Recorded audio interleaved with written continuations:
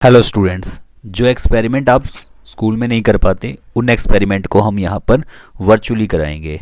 Magnesium ribbon का नाम आपने सुना होगा 10th के फर्स्ट चैप्टर में। मैग्नीशियम रिबन का बर्निंग कैसे होता है वो आज हम देखेंगे और साथ में कुछ और एक्सपेरिमेंट भी करेंगे परफॉर्म। सबसे पहला एक्सपेरिमेंट है हमारा, मैग्नीशियम रिबन को जब हम एयर में बर्न करते हैं तो क्या होता है, चलिए देखते हैं। तो यहाँ पर आपको स्क्रीन पर नज़र आ रहा होगा एक टोंगल, जिससे हमने एक टोंगल मतलब एक कैंची जैसा, और इसके साथ हमने एक मैग्नीशियम का रिबन जो है वो पकड़ा हुआ है। मैग्नीशियम एक मेटल है, एक सॉफ्ट मेटल होती है और सिल्वर कलर की मेटल होती है। इस मेटल को हम यहाँ पर बर्नर पर जलाएंगे और देखते हैं क्या होता है। ध्यान से देखना।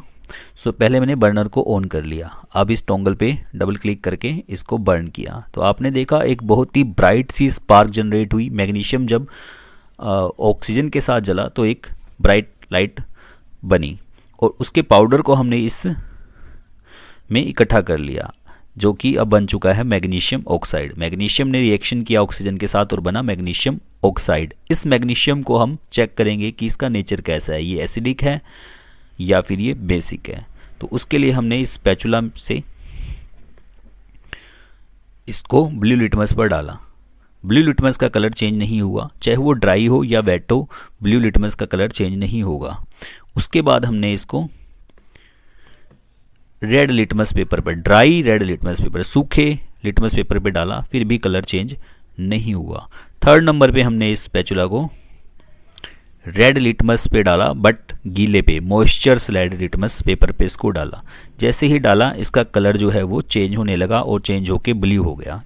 इससे हमें क्या पता लगा कि जो हमारा मैग्नीशियम ऑक्साइड होता है उसका नेचर होता है बेसिक, क्योंकि इसने रेड लिटमस को क्या कर दिया, ब्लू कर दिया। और यहाँ पर रिजल्ट में भी पूछ रहा है हमसे कि ये फिजिकल चेंज है या केमिकल चेंज है। तो ऑब्वियसली जलना जो है, बर्निंग जो है, एक केमिकल चेंज है।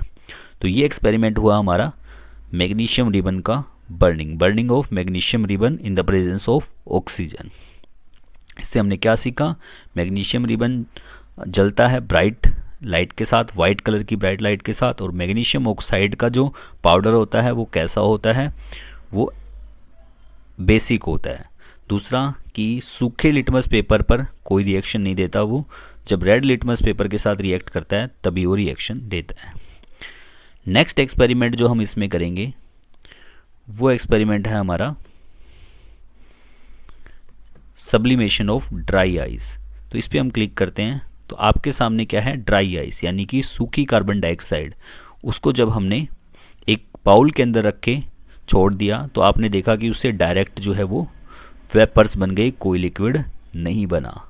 तो यही छोटा सा एक एक्सपेरिमेंट था और ये एक्सपेरिमेंट में क्या दर्शाया गया है कि ये एक फिजिकल चेंज है, एक भौतिक चेंज है, ठीक है ना। उसके बाद है हमारे पास थर्ड एक्सपेरिमेंट, सोडियम सल्फेट की रिएक्शन बेरियम क्लोराइड के साथ। तो आपके सामने एक बीकर नज़र आ रहा है, ये थर्ड एक्सपेरिमेंट है हमारा, और एक हमारा कोनिकल फ्लास्क नज़र आ रहा है। तीन सॉल्यूशन है हमारे पास, एक है बेरियम क्लोराइड, एक है सोडियम सल्फेट और एक है डाइल्यूट HCl। तो सबसे पहले हम बेरियम क्लोराइड का जो ये कैप है इसको हटाएंगे।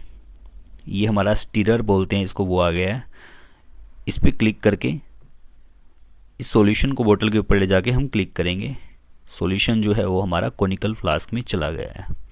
नेक्स्ट अब हम इसमें सोडियम सल्फेट डालेंगे। सबसे पहले क्लिक करके इसका कैप हटाएंगे, इसको उठाकर हमने कोनिकल फ्लास्क में डालना है। उसके बाद हम इस पर स्टीरर पे क्लिक करेंगे ताकि ये इसको शेक कर सके।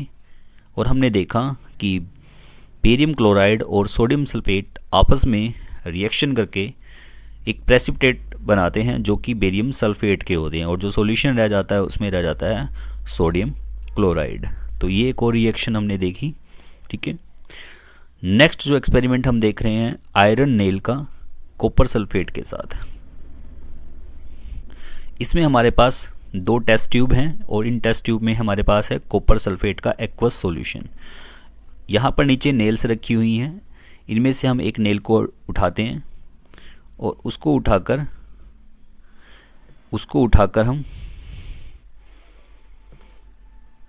सॉल्यूशन में डिप कर देते हैं और 15 मिनट के लिए या इससे ज़्यादा के लिए वेट करते हैं। हम देखेंगे सॉल्यूशन का कलर जो है वो चेंज हो गया है। ये हमें इंडिकेट करता है कि यहाँ पर एक केमिकल रिएक्शन हुई है। आयरन ने कॉपर सल्फेट के साथ रिएक्शन करके आयरन जो है सल्फेट, आयरन सल्फेट का सॉल्यूशन बन गया है और कॉपर के जो है वो प्रेसिपिटेट बन जाएंगे। Iron is more reactive than copper as Fe2+ ions have displace Cu2+ ion. Next experiment है हमारा बहुत ही इंपॉर्टेंट, वो है हीटिंग ऑफ कॉपर सल्फेट।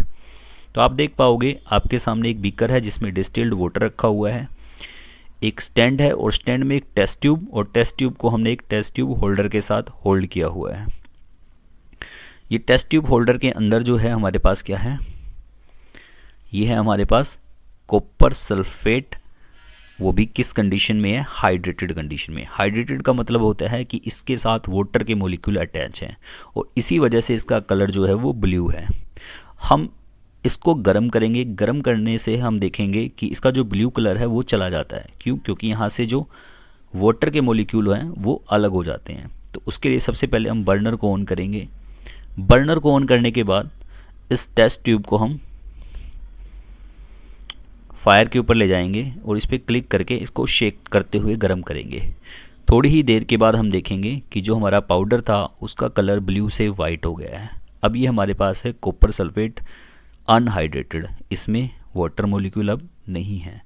ये चेक करने के लिए इसका ब्लू कलर वाटर की वजह से था, हम इसमें दोबारा वाटर को डालकर देखेंगे। उसके लिए हम इस ड्रॉपर को वाटर में डिप करेंगे। उसके बाद हम इस ड्रॉपर को पिक करके इसके ऊपर से पानी जो है इस अनहाइड्रेटेड वाइट पाउडर के अंदर डालेंगे। वेट,